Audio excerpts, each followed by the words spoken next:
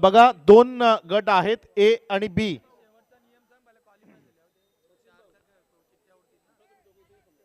आणि A B मधनं जेव्हा तुम्ही क्वालिफाय व्हाल तेव्हा ए बी मधनं जेव्हा तुम्ही क्वालिफाय झाले तर शेवटी चारही टीम ज्या येतील त्या चारही टीमच्या एकत्रित चिठ्ठ्या टाकल्या जातील आणि मग त्यांच्यामध्ये सेमीफायनलची जोडी आणि मॅच असेल.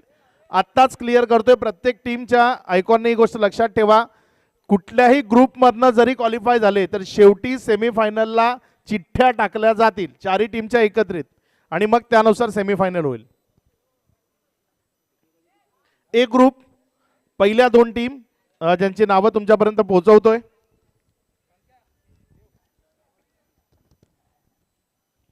आर्यन 11 आणि लेट प्रभाकर स्मृती. आर्यन 11 आणि लेट प्रभाकर स्मृती ही बी ग्रुपची. आता बी ग्रुपची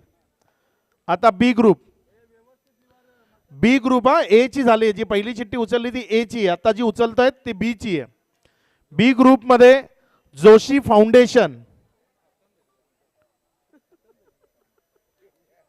आणि श्रीशा 11. बी ग्रुप श्रीशा 11, जोशी फाउंडेशन आणि श्रीशा 11 बी ग्रुप.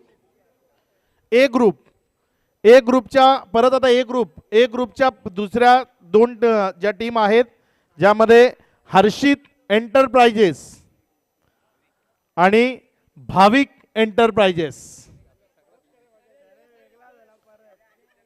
हर्षित एंटरप्राइजेस आणि भाविक एंटरप्राइजेस.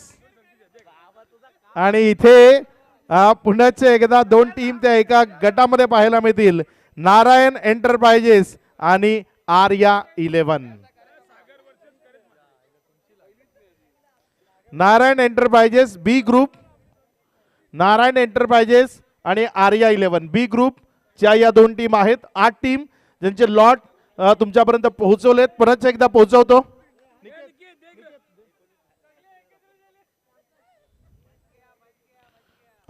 ए ग्रुप मध्ये 4 टीम आहेत.